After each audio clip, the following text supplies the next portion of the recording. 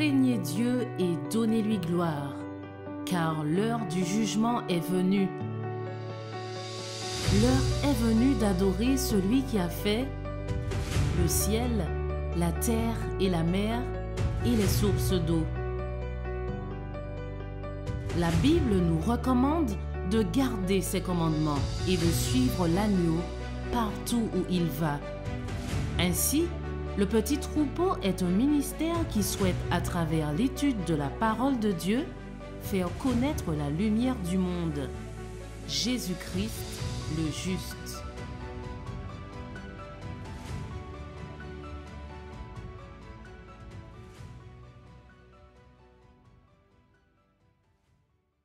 Eh bien, bonjour à chacun, bonjour à tout le monde. J'espère que vous avez passé une agréable semaine sous le regard de Dieu. Nous allons passer maintenant au moment du message. Ça sera une suite à ce que nous avions déjà commencé, c'est-à-dire en parlant de la tradition. J'essaie cette fois-ci d'être un peu plus concis. Et tout de suite, je vous invite à vous incliner pour une courte prière et puis nous allons commencer.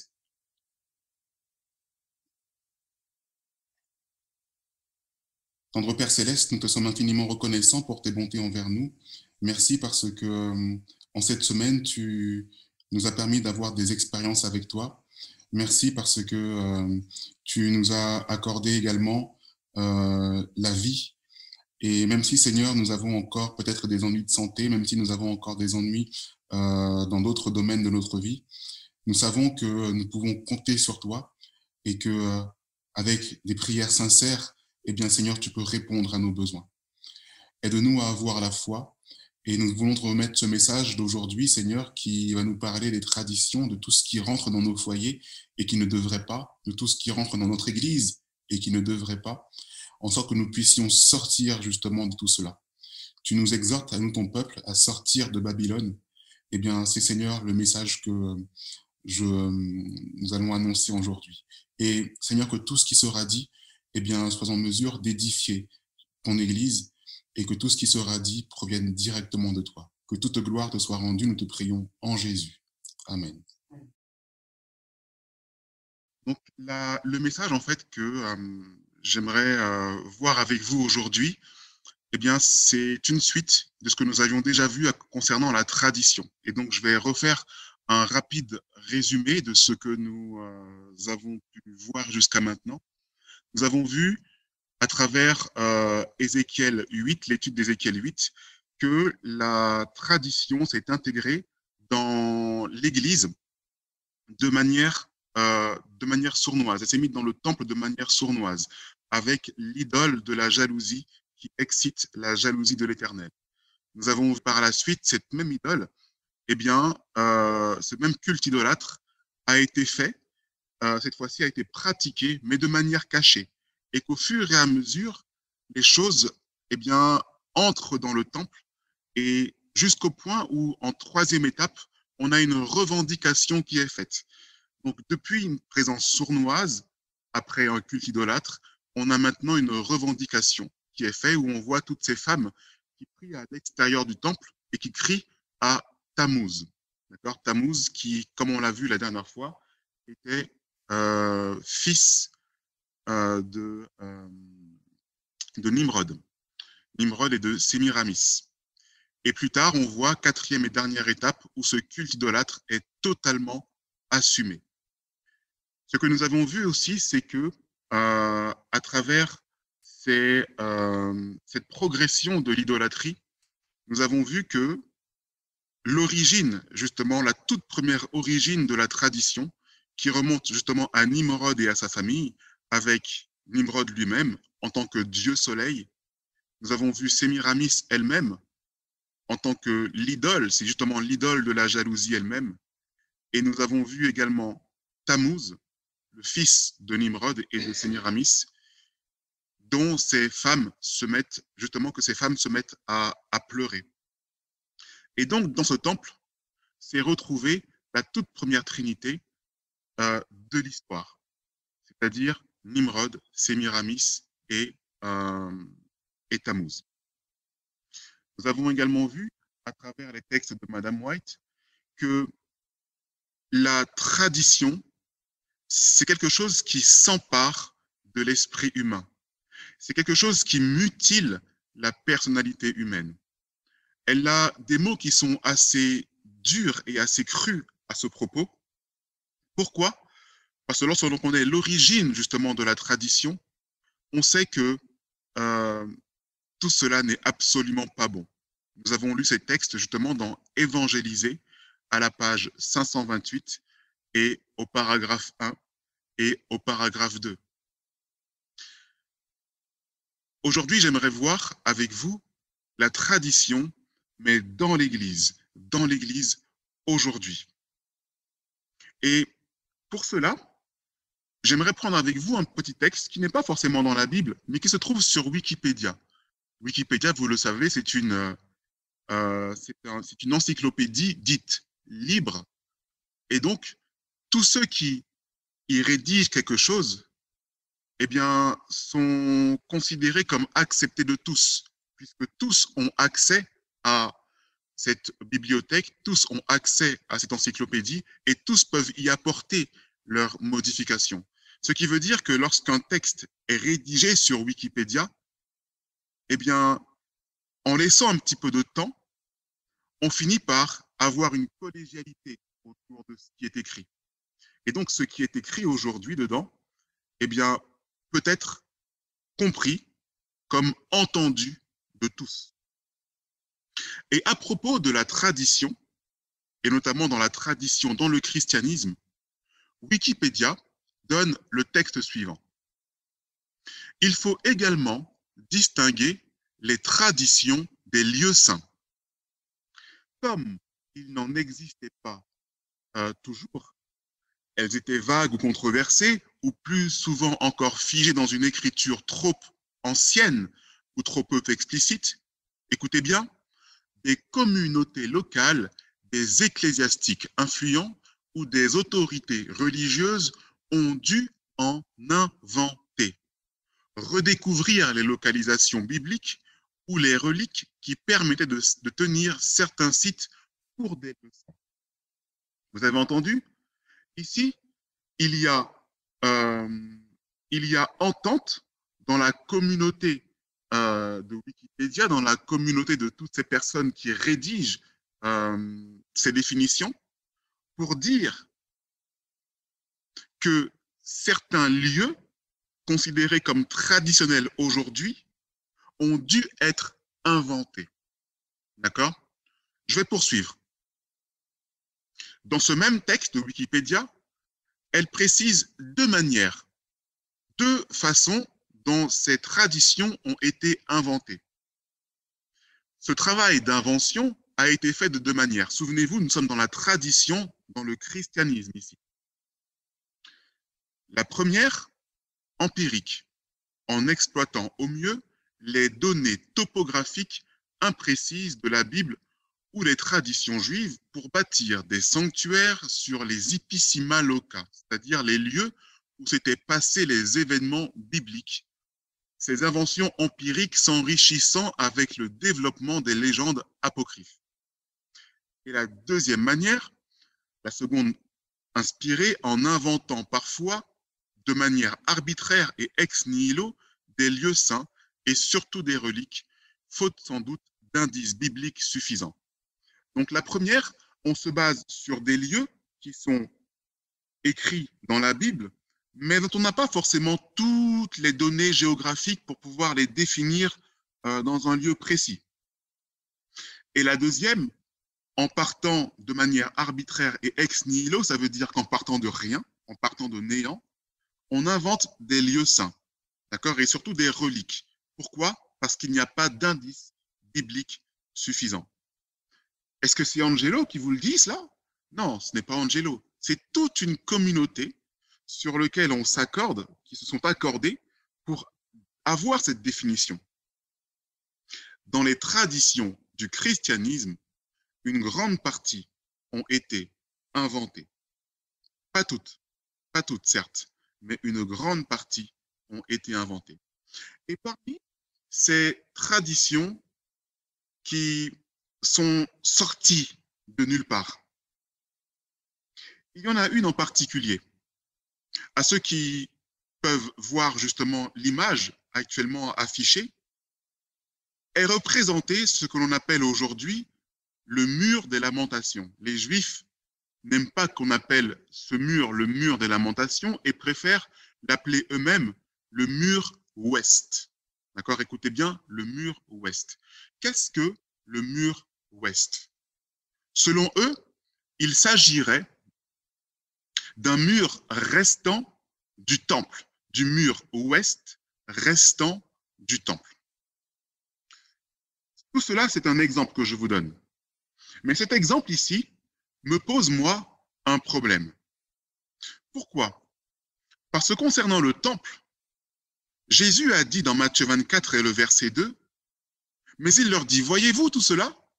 Je vous le dis en vérité, il ne restera pas ici pierre sur pierre qui ne soit renversée. Ça, c'est Matthieu qui le dit. Mais Marc semble avoir les mêmes mots, semble dire les mêmes choses que Josué aurait dit. Vois-tu ces grandes constructions? Il ne restera pas pierre sur pierre qui ne soit renversée. Et Luc semble avoir dit exactement la même chose. Les jours viendront où de ce que vous voyez, il ne restera pas pierre sur pierre qui ne soit renversée. Jésus, notre Maître et Seigneur à tous, a dit de ce temple qu'il ne restera pas pierre sur pierre. Et ne voilà-t-il pas qu'il ne reste pas seulement une pierre sur une autre, mais un grand mur encore bien portant qui soit encore visible et auquel les Juifs portent un certain intérêt pour leur culte. C'est le fameux mur des lamentations. Et c'est moi vous dire ici que j'ai le regret de vous annoncer, il semble que Jésus se soit trompé. Que finalement, il y ait bien des pierres sur d'autres pierres qui soient restées. Sérieusement? Je vous demande de peser le pour et le contre. Je ne rentrerai pas dans tout le détail de cette explication, mais faites l'étude pour vous-même de votre côté et mesurez, selon vous, si Jésus a raison ou si finalement ce mur donne tort à Jésus. Je vous laisse faire l'étude pour vous-même, mais j'ai choisi mon camp et je crois aujourd'hui que Jésus a raison lorsqu'il dit qu'il ne restera pas pierre sur pierre qui ne soit renversée. Toutefois, voilà, je n'irai pas plus loin. À vous, s'il vous plaît, de faire l'étude et de comprendre cela. Mais devant ce mur, il va se passer un grand nombre de choses. Il va se passer un grand nombre de choses. Par exemple, on sait que le pape Paul VI, d'accord, Paul VI, sera le premier pape à se rendre devant ce mur des lamentations. Jamais aucun autre pape n'avait fait ce déplacement. À partir de là, Paul VI va initier ce qu'on appelle une tradition. Une tradition qui va perdurer à travers ses successeurs et jusqu'au travers des personnages politiques et notamment des chefs d'État. En 1964, toute la presse s'est empressée de dire et d'annoncer qu'une nouvelle tradition était née à travers ce premier geste papal qu'a fait Paul VI. Et on le sait que ses successeurs vont faire de même. Alors, son successeur direct, qui est Jean-Paul Ier, lui n'a pas le temps de le faire, parce que son règne a été très court, 33 jours. Mais son successeur, Jean-Paul II, va lui aussi renouer avec cette tradition instaurée par Paul VI de se rendre devant le mur des lamentations. Le pape Benoît XVI, en 2009, fera aussi la même chose, jusqu'à aujourd'hui, avec le pape François, qui en 2014 fera aussi le voyage devant le mur des lamentations. cette tradition, mes amis, n'est pas restée vaine. Parce que lorsqu'une tradition de l'Église, j'entends l'Église catholique, est instaurée, elle est tôt ou tard suivie par le protestantisme. Et aussi, l'on va retrouver à travers des grands mouvements protestants et par l'intermédiaire de chefs influents, eh bien, cette tradition. Et on va voir justement, par exemple, Barack Obama, qui, de manière sournoise et à travers une visite surprise, absolument pas prévue dans son agenda, le 24 juillet 2008, à 5 heures du matin, afin de n'attirer aucune presse, il va se rendre devant le mur des lamentations. Et c'est comme cela que la présence sournoise de l'idolâtrie entre dans les murs, sans vouloir faire de jeu de mots, mais entre dans les murs du temple et entre dans les murs de l'Église. Une première visite qui s'est faite sournoisement, alors qu'il n'était même pas encore président des États-Unis. Et c'est la raison pour laquelle son successeur, qui lui est maintenant président des États-Unis, encore pour quelques jours, Donald Trump, le 22 mai 2017, sera le premier président américain à cérémonier devant le mur. Cette cérémonie, maintenant, commence à prendre place, d'abord sournoise et maintenant assumée. Et par la suite, d'autres chefs d'État comme Jair Bolsonaro, qui est le président brésilien, ou encore on va même retrouver le prince William. Qu'est-ce qu'a à voir le prince William avec le mur des lamentations? Pourquoi tous ces hommes d'État, ces hommes influents, se retrouvent-ils devant ce mur? On peut se poser la question. Et pourquoi même notre président actuel, qui est j'en oublie même le mot, pardonnez-moi, mais voilà, notre président actuel se retrouve lui-même devant le mur. Emmanuel Macron me rappelle Evan. Merci, Evan. C'est pour vous dire que une tradition a été instaurée ici. Une tradition a été instaurée. Même Jacques Chirac est venu à un moment donné devant ce mur. Quel est le rapport entre tous ces chefs d'État avec le lancement original de cette tradition, Paul VI? Mes amis, s'il reste encore un mur, posons-nous la question, d'où vient ce mur? Et vous aurez la réponse. Ce seul mur restant est appelé le mur ouest. Et lorsqu'ils se mettent devant ce mur, face à ce mur ouest, ils sont en réalité face à l'est, et donc face au soleil levant. Que se passe-t-il lorsqu'une église, lorsqu'un temple, eh bien, se met à adorer le dos à l'ouest et face à l'est? Eh bien, il arrive, Ézéchiel 9, la destruction de Jérusalem. Et en lançant cette tradition, le pape Paul VI, eh bien, a rejoint la tradition de ses pères. La tradition de ses pères est la suivante. Se servir de toutes les traditions païennes, et donc même de ce mur qui n'avait rien à voir avec le christianisme, de ce mur qui à la base était une tradition judaïque, de se servir de toutes les traditions païennes pour aller au-devant du reste du monde. Ainsi, Grégoire Ier, l'un des pères du catholicisme, a dit la chose suivante. Il faut par tous les moyens aller au-devant des païens et les faire entrer dans l'Église romaine, jusqu'à se servir de traditions païennes pour pouvoir arriver à ses fins. Vous avez entendu cela? Et l'une des traditions païennes qui aujourd'hui entre dans l'Église, vous le connaissez aujourd'hui, c'est ce que l'on appelle le BEM 80. BEM pour Baptism, Eucharisty and Ministry.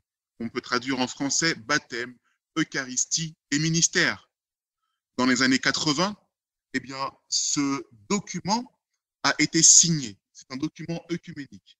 Voici-en une petite lecture. Dans Wikipédia, encore une fois, nous pouvons trouver la définition.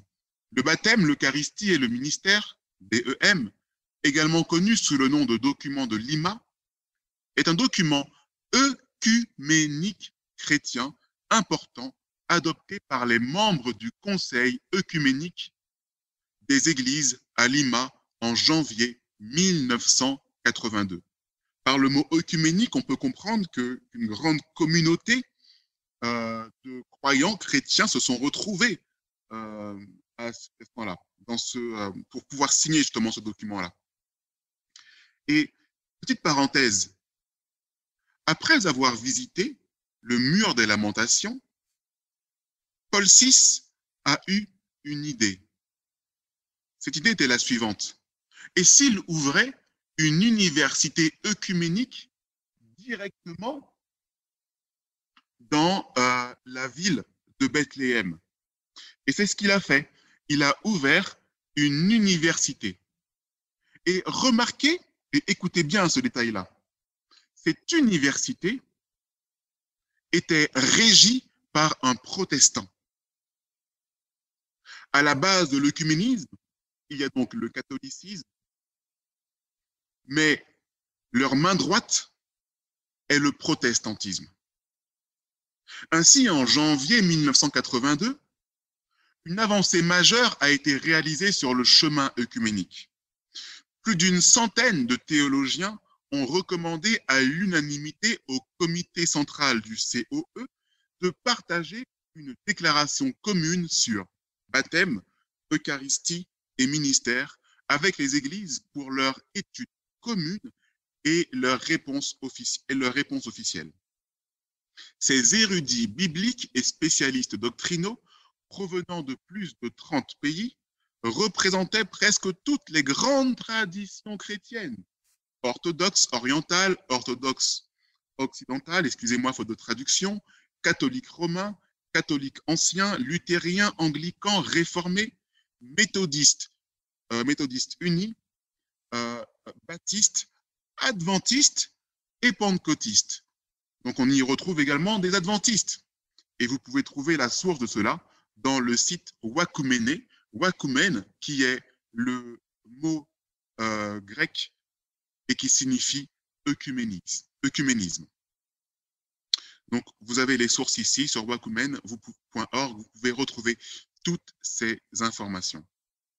Le mouvement œcuménique qui a pris un grand essor à partir des années 80 est le fruit d'une réflexion que l'on retrouve notamment dans l'événement du Concile de Vatican II.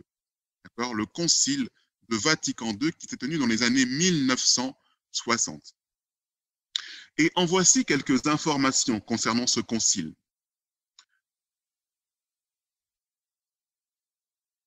Et vous pouvez retrouver justement ces informations dans le livre « La réception de Vatican II dans les églises non catholiques » de Joseph Faméré.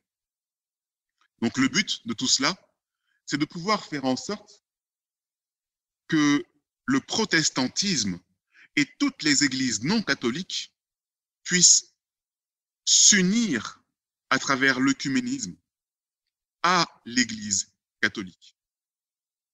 Ainsi, les dialogues œcuméniques avec l'Église catholique notamment constituent une médiation importante pour la réception, mais aussi la reformulation plus juste parfois de certains aspects liturgiques et sacramentels de Vatican II. D'accord ? Donc, Vatican II est l'instance, est le concile principal qui a boosté et qui a mis en lumière l'œcuménisme dans le siècle précédent, et ce qui a donné lieu au BEM 80.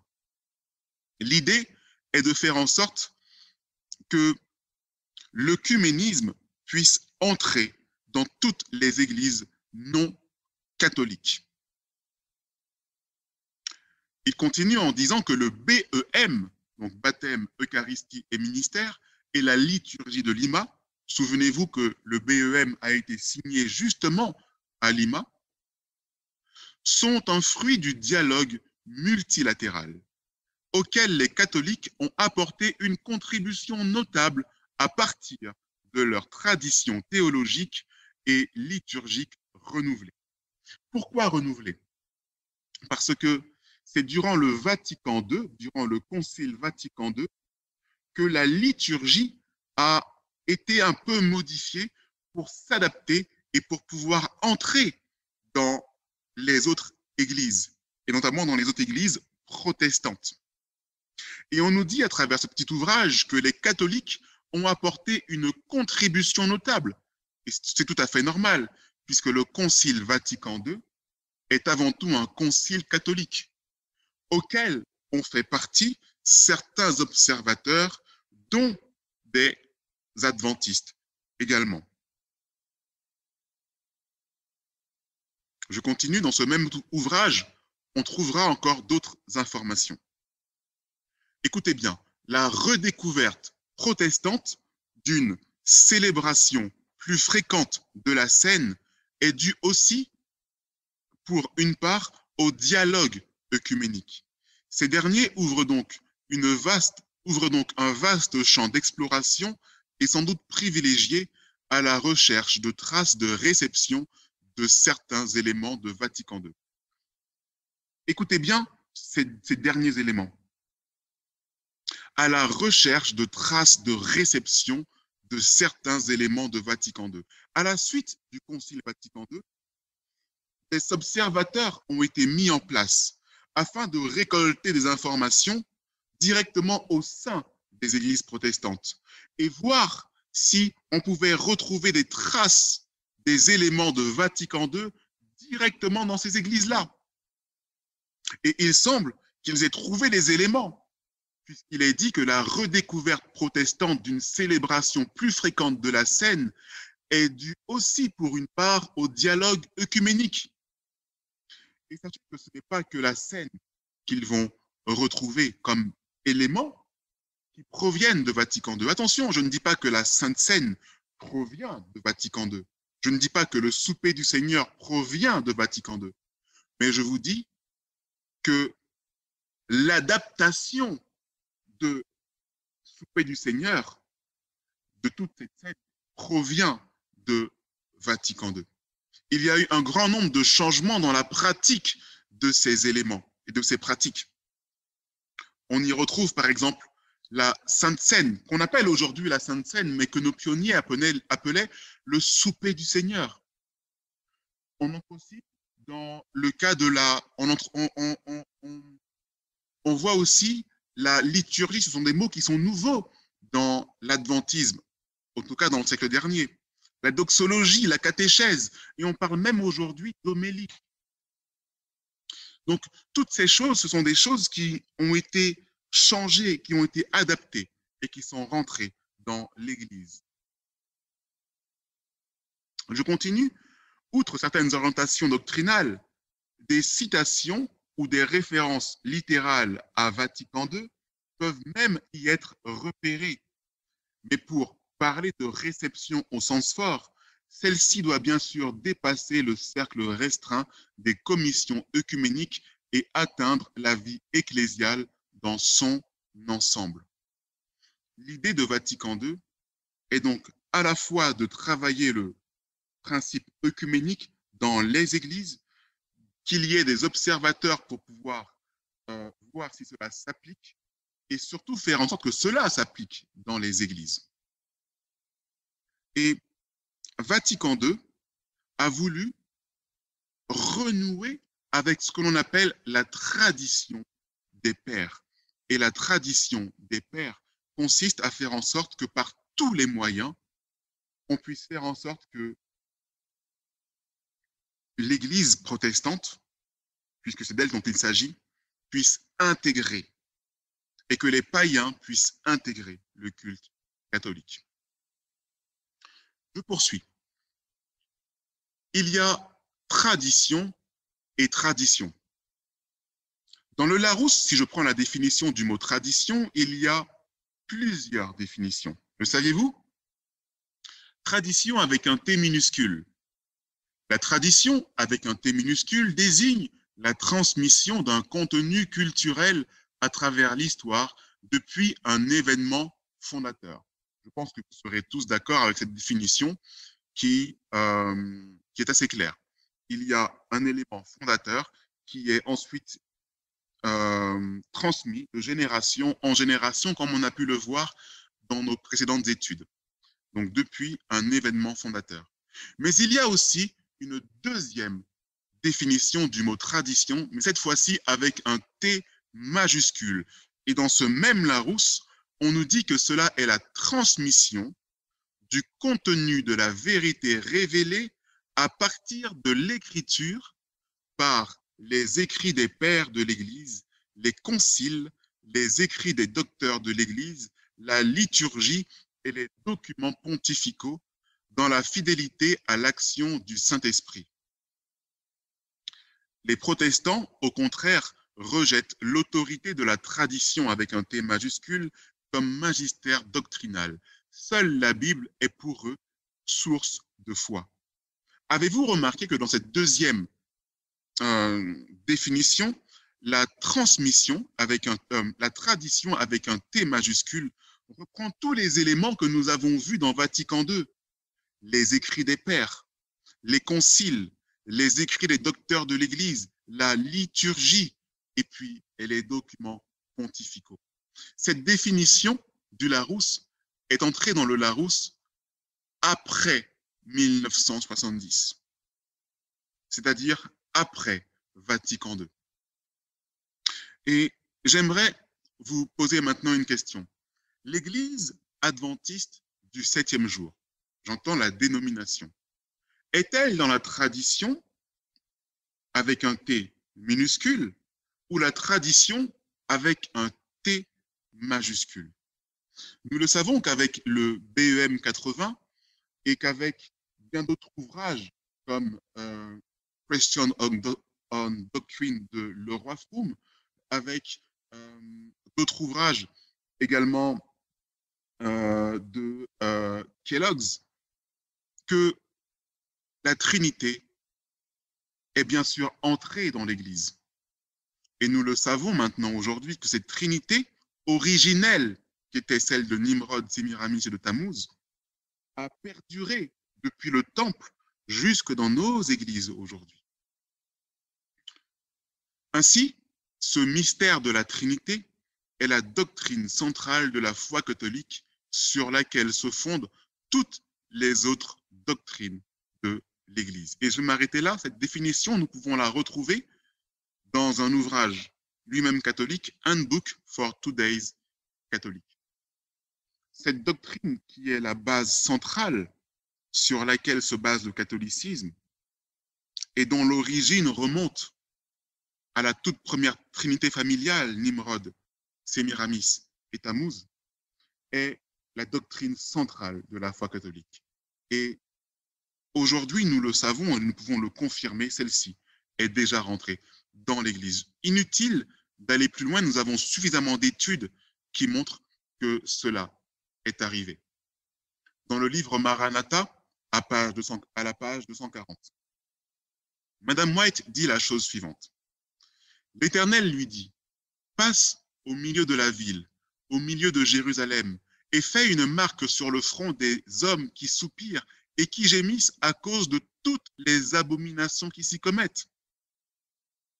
Ces abominations qui se commettent où? Eh bien, déjà dans le temple. Ici, nous sommes dans Ézéchiel 9. Et Madame White nous renvoie dans Ézéchiel 8, tout ce qui se faisait dans le temple. Et marque bien ce point avec soin, continue-t-elle.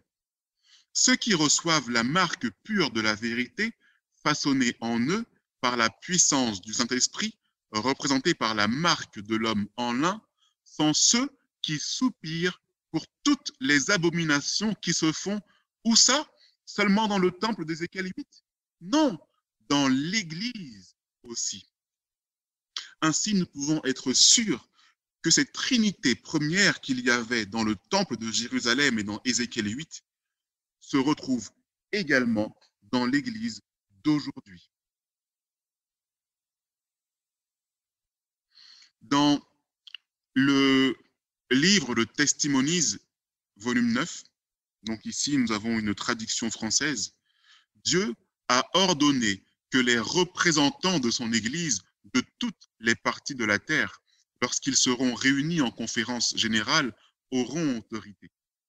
L'erreur que certains risquent de commettre est de donner à l'esprit et au jugement d'un seul homme ou d'un petit groupe d'hommes la pleine mesure de l'autorité et de l'influence que Dieu a conférée à son Église dans le jugement et la voie de la conférence générale assemblée pour planifier la prospérité et le progrès de son œuvre. Ici, Madame White est en train de dire que ce n'est pas un problème qu'il y ait une conférence générale, mais c'est un problème que les décisions de cette conférence générale reviennent d'abord à un petit groupe d'hommes. Car ce petit groupe d'hommes, elle l'a compris très vite, lorsque ce petit groupe d'hommes décide que la vérité serait autrement, décide que désormais nous mettrons en place telle ou telle doctrine, décide que nous mettrons en place telle ou telle pratique, eh bien, elle décide à ce moment-là pour le reste de l'Église. Ce qui n'était pas le cas à son époque. Il n'y avait pas de... il y avait ce qu'on appelle des chairman, c'est-à-dire des personnes qui sont des modérateurs. Et ainsi, l'Assemblée générale de la conférence générale était non pas une conférence dont l'ordre, comment dire, dont les ordres descendaient d'un seul homme, mais d'un ensemble beaucoup plus large et élargi. Et c'est malheureusement ce qui se passe aujourd'hui. Aujourd'hui, il n'y a qu'un petit groupe, qu'un petit nombre, un petit noyau de personnes qui décident en lieu et place d'un plus large collège d'hommes. Ainsi, nous voyons que, par exemple, certains d'hommes influents, comme ici nous le savons déjà, comme cet homme, comme l'appelle Ganoun Diop, eh bien, va lui travailler dans le service œcuménique de l'Église adventiste. Mais lorsqu'on connaît son origine, on sait qu'il a travaillé, qu'il a obtenu une candidature au doctorat, c'est-à-dire à l'Institut catholique de Paris. Donc cela signifie qu'il a terminé tous ses cours, classes et examens, et travaille sur sa thèse, dissertation, etc., dans cette institution catholique romaine. Et ce n'est pas n'importe quelle institution catholique romaine, c'est une université qui se targue d'offrir une formation qui répond aux normes académiques du Saint-Siège. Que fait donc cet homme parmi les dirigeants aujourd'hui de l'Église adventiste? On peut se poser la question. D'ailleurs, lorsque l'on connaît son poste actuel, on sait qu'il travaille justement sur la liberté religieuse en travaillant très conjointement avec toutes les organisations œcuméniques. Eh bien, on sait quelle est l'œuvre qu'il va faire. Et donc, mes amis, on sait aujourd'hui que l'Église adventiste se trouve dans la tradition avec un T majuscule.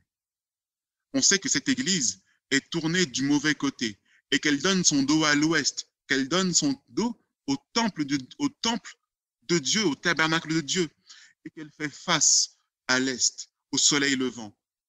Elle fait face, eh bien, comme ces 25 hommes d'Ézéchiel 8, elle fait face au soleil.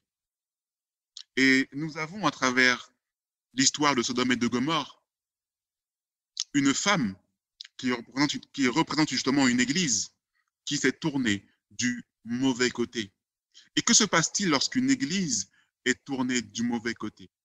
Eh bien, elle est détruite.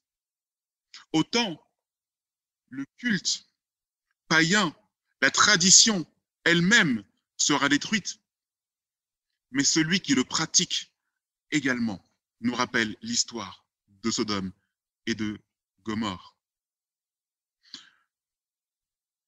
Madame White, dans Patriarches et prophètes, alors je n'ai pas noté la référence exacte et je m'en excuse, dans Patriarches et prophètes nous rappelle qu'avant la destruction de Sodome, cet ordre avait été donné à Lot. Enfuis-toi pour sauver ta vie et ne regarde pas derrière toi et ne t'arrête nulle part dans la plaine. Fuis vers la montagne de peur que tu ne périsses. Par la même voie, ce conseil suprême fut donné aux disciples avant la destruction de Jérusalem. Or, quand vous verrez Jérusalem investie par des armées, sachez à ce moment-là que sa ruine approche, que ceux qui sont alors dans la Judée s'enfuient dans les montagnes. Mes amis, nous savons aujourd'hui que le catholicisme romain est à notre porte. Nous savons aujourd'hui que ces traditions, si elles ne sont pas encore entrées chez nous, risquent d'y rentrer. Nous savons avec plein d'études que vous pouvez trouver ça et là à travers notre propre ministère et sur d'autres ministères, que la tradition est déjà rentrée dans l'Église. Mais nous devons fuir de cela. Et nous devons le fuir et ne pas seulement regarder en arrière, non seulement ne pas regarder en arrière, mais fuir au loin, fuir vers les montagnes, faire tomber l'idole de la jalousie qui excite la jalousie de l'Éternel, en sorte que nous ne puissions pas prendre part au fléau qui arrive bientôt sur Jérusalem, dans Ézéchiel 9, afin que nous ne puissions pas prendre part au fléau qui arrive bientôt à travers les 7 dernières plaies. Chers amis, c'est avec solennité que je vous invite à mettre tout cela de côté. La tradition des pères de l'Église, et notamment la tradition des pères de l'Église catholique, ne doit pas entrer chez nous. Et nous devons le fuir. Souvenez-vous que ces traditions ont perduré de génération en génération. Comment? À travers la famille, souvenez-vous. Ce sont des familles qui sont détruites dans Ézéchiel 9. Ainsi, l'homme, la femme, les enfants et ceux qui leur appartiennent, les vieillards, tout cela rentre dans le champ lexical de la famille. Nous devons veiller sur nos propres familles. Chez nous, regardons autour de nous et regardons si il y a encore des choses, des idoles qui doivent être renversées, des pratiques qui doivent être renversées. J'aimerais conclure avec ce dernier texte qui se trouve dans Apocalypse 18, le verset 4. Texte que nous devons garder précieusement dans nos vies aujourd'hui et le relire si nous ne l'avons pas suffisamment fait. Et j'entendis du ciel une autre voix qui disait, et cette voix, mes amis, conclura ce message. Après quoi, je dirai Amen. Mais écoutez bien, sortez du milieu d'elle, mon peuple, afin que vous ne participiez point à ses péchés et que vous n'ayez point part à ses fléaux. Amen. Que Dieu vous bénisse.